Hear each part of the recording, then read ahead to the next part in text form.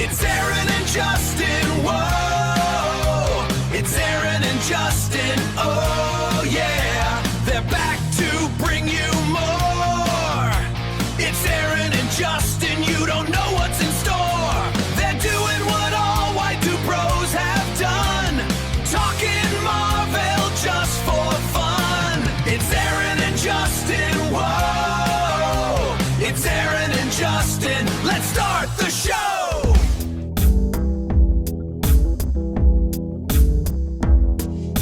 What do you think our podcast would be called in Duck World?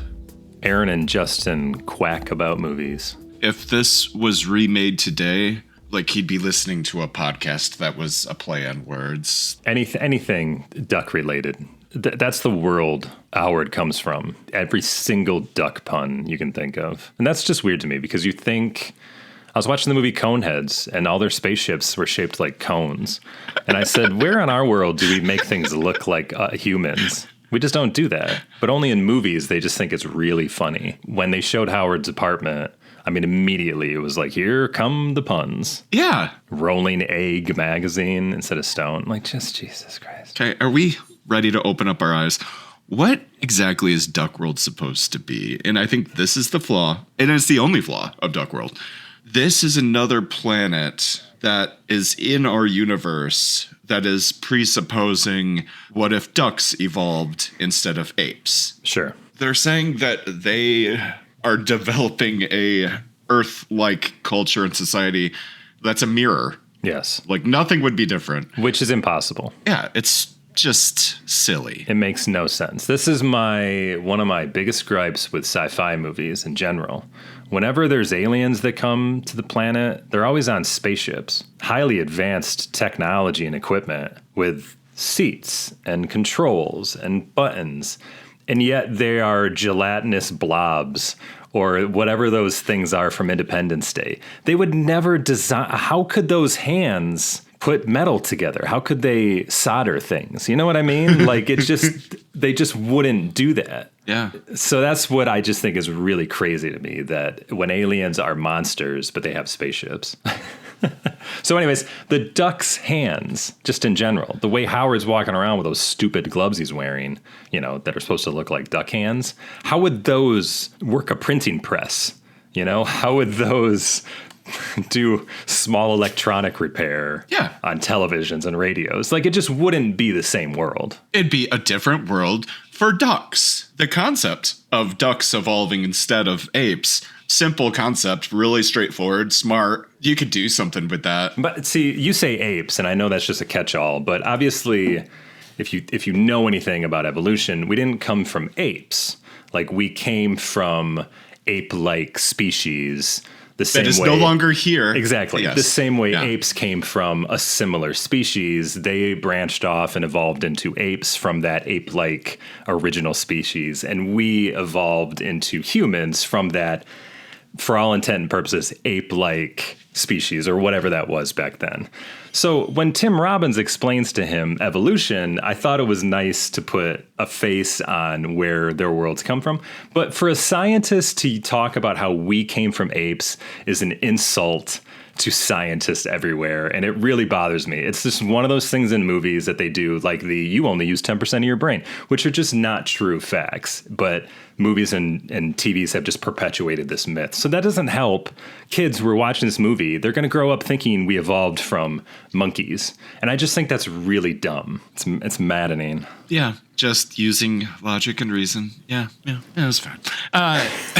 Welcome, everyone, to this episode of Aaron and Justin Talk Sequels. I'm Justin. I am Aaron. Excited to be here. We are still, Aaron, we're still in the middle of this terrible fucking idea. We're not even in the middle of it. We're not even in the middle of it. And we're at the beginning. Right. So far, it's been the worst idea we've ever had. It has been pretty miserable. This has been so stupid. I don't know why we're doing this, but we're watching every Marvel movie ever made. We're trying to get to the parts where we care about. And I think we're coming up pretty quick on that. Like when we would hang out and rent old VHSs and shit from Tom's Video, it was we would grab The Punisher and we would grab these late 80s, early 90s things. And we just got to get there. So today we've took a big step because we are now at Marvel's first American theatrical release since the Captain America serials in the 40s. Can you believe that? It took them over 40 years to put something else for American moviegoers to actually see in theaters. But why aren't we covering those on the podcast, you might ask? Oh, because you were coming up with a list of what counted, and I thought that was very good. And you just had that simple, like, the American Motion Picture Association considers a certain time length to be a feature. And I think that was our reasoning why these Captain America movie serials that would play before features back in the 1940s wouldn't count because they're just too short. Also, Captain America's name is Grant Gardner, a district attorney, and it was just all nonsense. Yeah, I know, but we obviously covered the two Captain Americas from the 70s and 1980 or whatever it was, and those were pretty nonsense. Well, I didn't know it was going to be the original Captain America's son. Okay. Yeah, it doesn't bother me if they completely change it up. No, but I do think it has to adhere to a couple rules, and one of the rules was we're not doing short films. We had to be at least 80 minutes. Right. So from Captain America 2, Death Too Soon, which was that 79 as well? Yeah. Wow, they took a 7-year break? Exactly. So now we jump all the way to 1986. And this really only came about because of George Lucas, of all people. Fucking George Lucas. Yes, we today are covering Howard the Duck, the classic 80s film that everyone remembers fondly. They remember it. We're going to talk about that little piece of this because I'm going back and forth. I'm wavering. We'll get to it. Okay, so far we've watched Spider-Man, The Incredible Hulk, Doctor Strange, Captain America, and Captain America 2. Yes. What are our rankings of the first 5? Easy. Captain America. No, I'm just kidding. Okay. Incredible Hulk, Captain America 2, Captain America 1, Doctor Strange, Spider-Man. God, that's pretty good. Incredible Hulk for sure.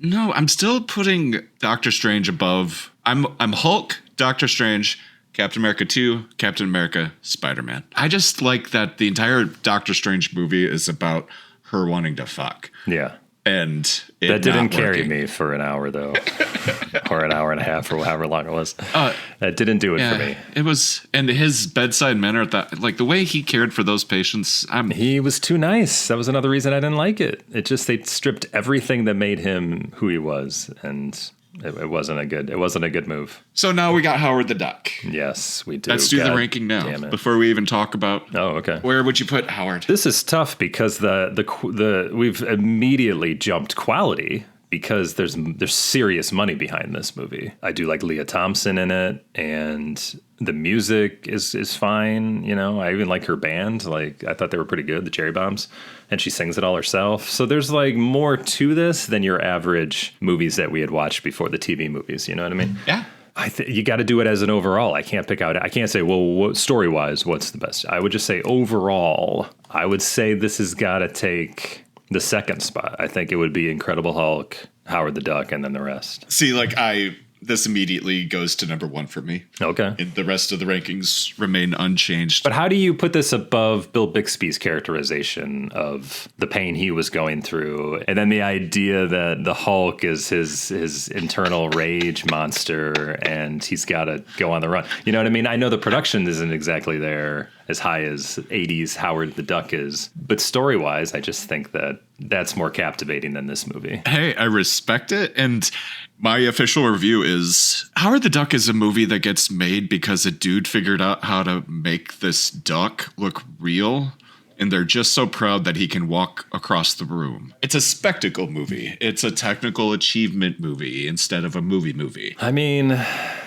for me, it's Lucas liked the comics. So Steve Gerber created Howard the Duck as just a wisecracking asshole duck, like a parody of things. Like whatever was popular in the 70s, he would have a comic that would parody it. So he was like a Conan in one issue. And then he was, I don't know, probably did a Watergate type thing or what, you know what I mean? Like, he was just a parody, but he was kind of an asshole, and he would smoke a cigar, and people just kind of liked it because it was just mildly offensive. And I think that's what Lucas liked about it. So then he got with his two guys, one girl and guy, William Huck and Gloria Katz, right? So they worked on American Graffiti together, and they were looking for a new project. So he like threw this bone to them. But when they got a hold of it, they just, I think wanted to make it into a blockbuster fun movie about, isn't it funny to watch a duck walk around? But I don't think that's really what Lucas initially wanted out of this project. So it just gets turned into this big spectacle. And I read that they wanted it to be animated, but that would cost too much. And Lucas was on a deadline where he had to deliver a film at a certain time with this contract he had.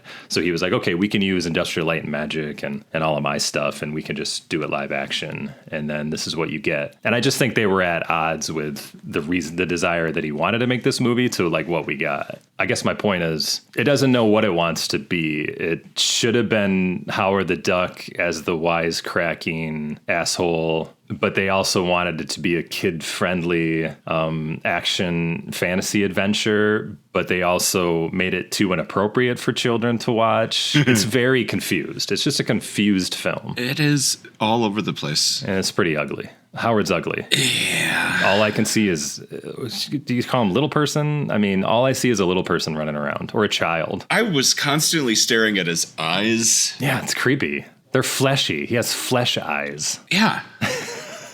What's up? I liked the beak. I thought the beak had a good look to it. But other than that, like he looked like he shit his pants. It was always just bulging out and back. It was just bizarre. Wait, what the fuck are you talking about?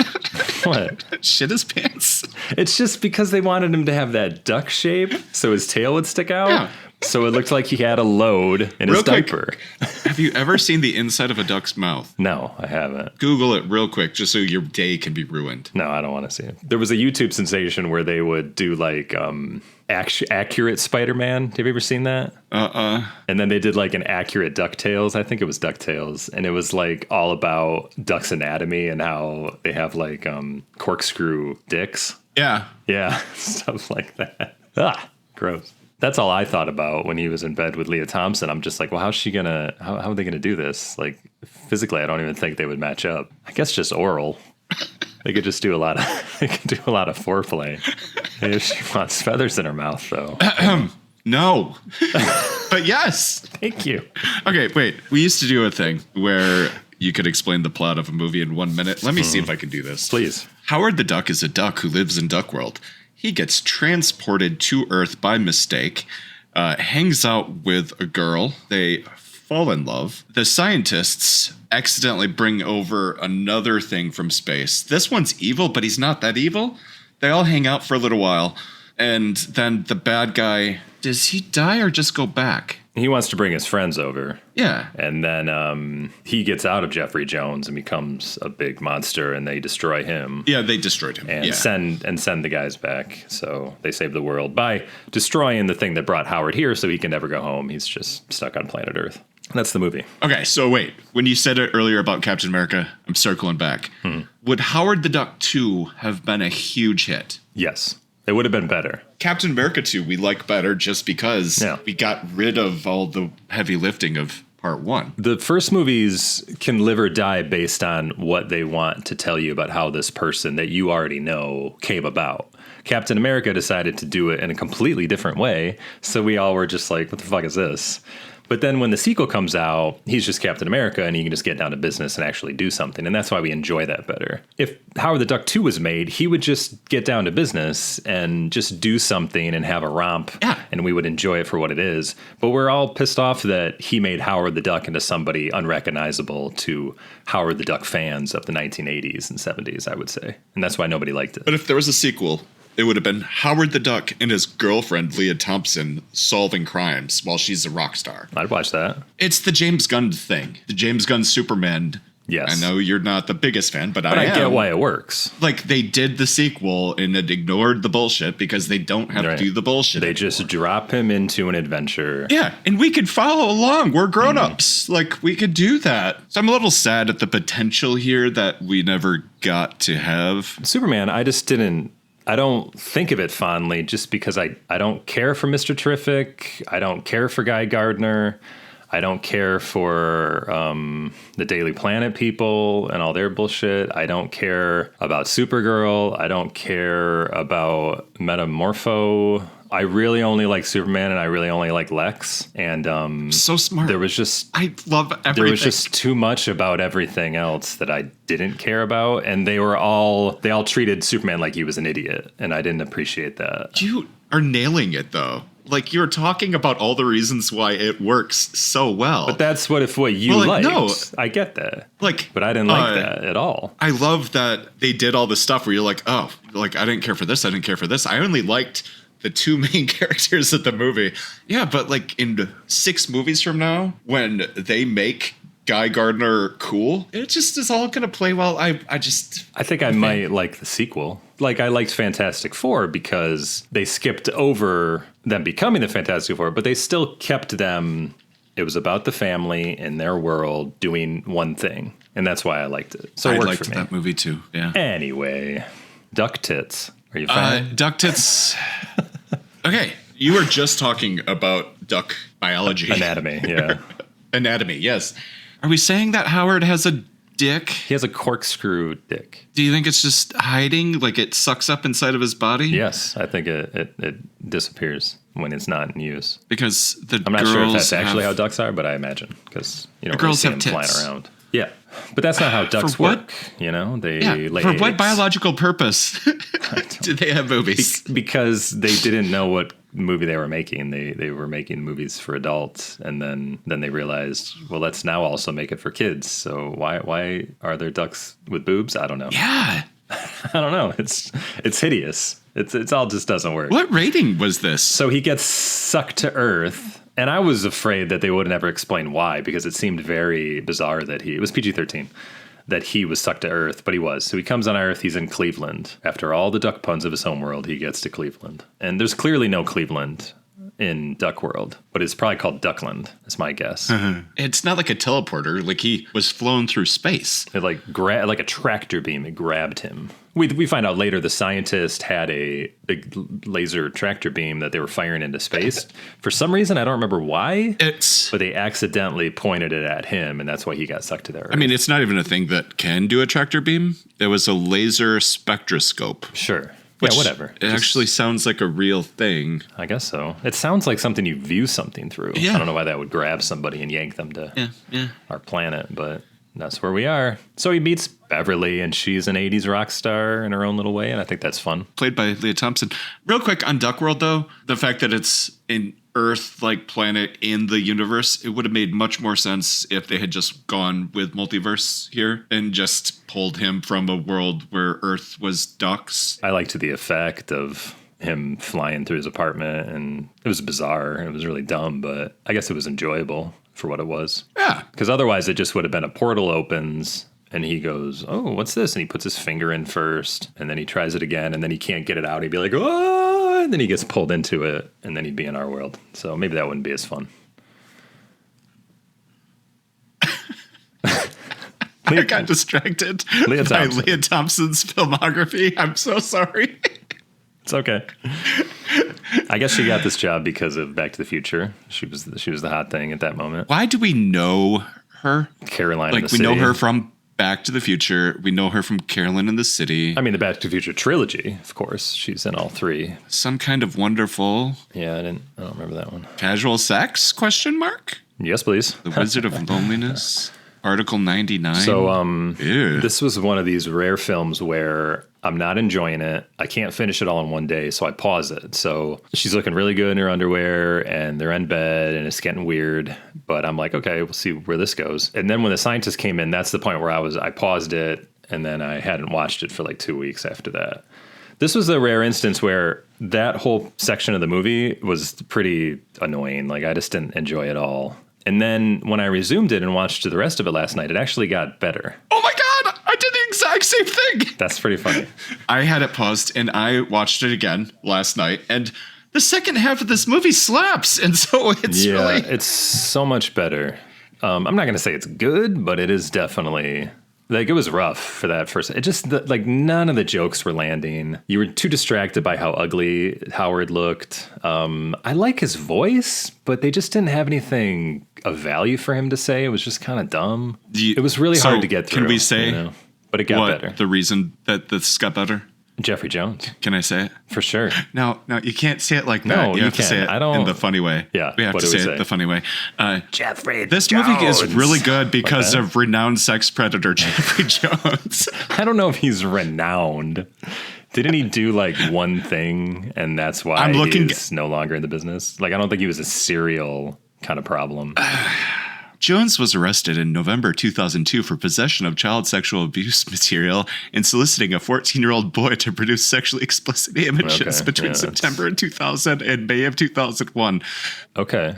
So, in all fairness, let's look at the level of horrible. There was no actual physical thing, right? So I'm just going to say that it's not the Weinstein, it's not the rapey, but it's not appropriate, of course. And there may be trauma when it comes to psychological stuff as far as this young boy goes or whatever. But sure, I don't want to know the guy and I don't need to see him anymore, but I'll enjoy his work in the 80s, that's fine. Yeah, you know what? He has never been accused of touching the boy. Yeah. And that, I think, is why he only got probation. Right. Because Jeffrey Jones is awesome, and then he had to blow it by being a creep. This is before Jeffrey Jones was a creep, and he does he might have still been a creep then. He just didn't get in trouble for it till years later. Disgraced actor Jeffrey Jones, who we all know from Beetlejuice and a few other things we always enjoyed. Anyway, as the scientist that is possessed, is so funny and it's so good. Yeah. And you know why? Because he is committed. There's other people. I think Tim Robbins is also committed in this movie, but his character's a little annoying. I hated Tim Robbins. But Jeffrey Jones is committed, man. Doing that voice and stuff, that's got to be painful. It's a villain that you like. Like, it's a villain that's not a villain. It's like they're all just hanging out, and he's like, I want my friends to come too. Like, does he do anything that's actually evil just because he comes from a demon place? Yeah, they just assume because they're gross, evil demons or aliens or whatever they are that they're going to take over the world. And I think he is called the Dark Overlord, so it does sound like they're dictators that take over planets. I mean, yeah, chances are it would have been bad, but I really liked hanging out with him for the time we had. Here's the deal. Tim Robbins is a friend of Beverly's, Lea Thompson's characters. So that's how Tim learns about, he's a scientist of some sort, but he works at the Natural History Museum or something. So that's how he's dating one of the band members. Okay, yeah. But he's some sort of assistant at the museum, right? So he kind of is played as a scientist, but kind of an idiot at the same time. Yeah. So he's the one that knows about Howard. So apparently he tells his friend about Howard, or the scientist community, and that's how Jeffrey Jones gets involved. So he realizes that, this thing they've been building or working with, this big laser, pulled Howard here. So that's how they explain how Howard came to the planet. So now he's like, Jeffrey Jones being the nice guy, we're going to help Howard get back to his planet. And then we'll have a constant connection between him and his planet, and we'll be able to learn things about this other world. It's amazing. Yeah. So that's why they go back to where the laser is, and that's how Jeffrey becomes possessed by the Dark Overlord, because it doesn't work again. It just pulls this Overlord in, and the Overlord takes him as a host. And that's why they then, for some reason, let him drive, even though he's not looking good. I wouldn't do that. So then you get a crazy romp that goes on way too long about driving. And then we get another one later where him and Tim Robbins are in one of those ultralight airplanes. That goes on way too long. Way too long. Jesus, way too long. That was terrible. One of the credits was ultralight sequence by Joe Johnston. Really? Before he got into he was a special effects guy before he got into making movies or directing movies. Anyway, so that's how the Dark Overlord comes about.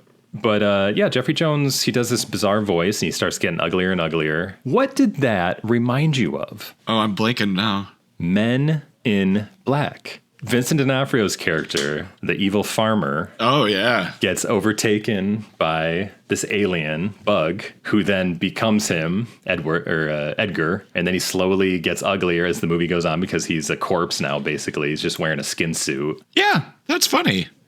This movie it makes me mad that it is just so. It's all about the flashy special effects, and it just could have been cooler. It just kind of became an action movie as well, where I thought that was okay, because I did think that the money it showed, like, hey, here's this big special effects to do, and I guess that made it more fun. But I just didn't care for Howard, man. Like, he just wasn't a fun, his comedy didn't land with me. Like, if he was funny, then I think it would have went a long way to making this a better movie, and you could have got over how bad he looked.